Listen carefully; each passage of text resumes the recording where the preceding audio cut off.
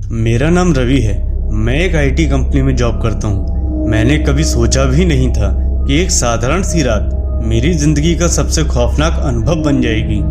ये घटना कुछ साल पहले की है, जब मैं एक छोटे शहर में नौकरी करता था।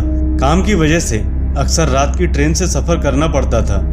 एक बार मुझे जॉब से निकलने में देरी हो गई। उस रात मेरी ट्रेन रात के 11 बजे आने वाली थी। ठंड की रात थी, रेलवे स्टेशन सुनसान था। बस कुछ इक्का दुक्का लोग प्लेटफॉर्म पर दिख रहे थे। ठंडी हवा चल रही थी और चारों ओर सन्नाटा पसरा हुआ था।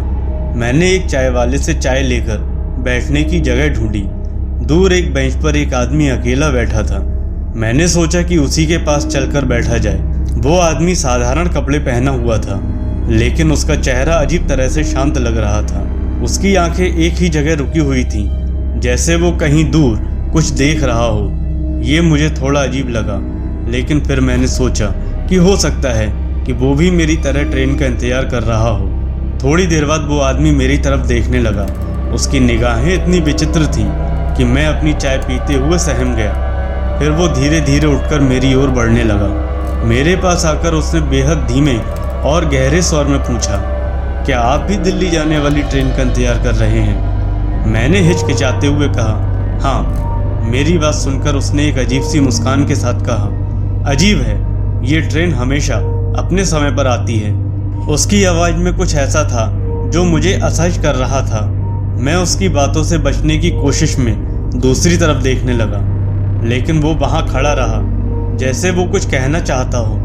थोड़ी देर बाद उसने बेंच पर मेरे पास बैठते हुए कहा, क्या आपको पता है, ये स्टेशन एक रहस्य से भरा हुआ है। हर साल कुछ लोग यहाँ गायब हो जाते हैं। उसकी ये बात सुनकर मुझे लगा कि ये कोई पागल है। अब मैंने उसकी बात को मजाक में समझा और हल्के में टाल दिया। अब उसने फिर से अपनी आवाज़ धीमी करते हुए कहा, आपको पता है, मैं भी एक बार इस ट्रेन में सफ़र कर चुका हूँ। अब उसकी बातों में कुछ ऐसा था जिसने मुझे और भी डरा दिया। मैंने उससे पूछा, क्या मतलब? उसने कहा, पिछली साल उसी रात उसी समय मैंने इस ट्रेन में कदम रखा था और फिर कभी घर नहीं पहुँच पाया। उसकी बातें सुनकर मेरे रोंगटे खड़े हो गए। मैंने घबराते हुए पूछा, आप कहना क्या चाहते हैं? उसने एक लंबी सांस ली और कहा, यह ट्रेन सिर्फ उन लोगों को ले जाती है जिन्होंने अपनी ज़िंदगी में बहुत पाप किए हों और अपने गुनाह का सामना करने से डरते हैं। अब मुझे पक्का यकीन हो गया था कि यह आदमी या तो पागल है या फिर मुझे डराने की कोशिश कर रहा है। मैं मन ही मन हंसा और उठकर दूसरी ओर जाने लगा। जब मैं पीछे मुड़कर देखता हूँ तो वो आदमी बेंच पर नहीं था। वो अचानक गायब हो चुका था। मैंने इधर उधर देखा, लेकिन वो कहीं नहीं था। अब मेरा दिल जोर जोर से धड़कने लगा। कुछ ही पलों बाद ट्रेन प्लेटफॉर्म पर आ गई। मैं हिम्मत जुटाकर ट्रेन में चढ़ा और अपनी सीट पर बैठ गया, लेकिन मेरे दिमाग में वही अजनबी और उसकी बातें घूम रही थीं। जैसे ही ट्रेन ने चलना शुरू किया, मैं खिड़की से बाहर देख रहा था। तभी मुझे वही अजनबी प्लेटफॉर्म पर खड़ा हुआ दिखा, लेकिन उसकी आंखें अब पूरी तरह काली थीं। उसकी हल्की मुस्कान और डरावनी निगाहें मेरी तरफ देख रही थीं। ट्रेन ने स्पीड पकड़ ली और मैं घबराकर अपनी सीट पर बैठ गया। तभी मुझे महसूस हुआ कि ट्रेन के डिब्बे में मेरे अलावा कोई और यात्री नहीं था। चारों तरफ सन्नाटा था और हवा ठंडी होती जा रही थी। मेरी घबराहट बढ़ने लगी।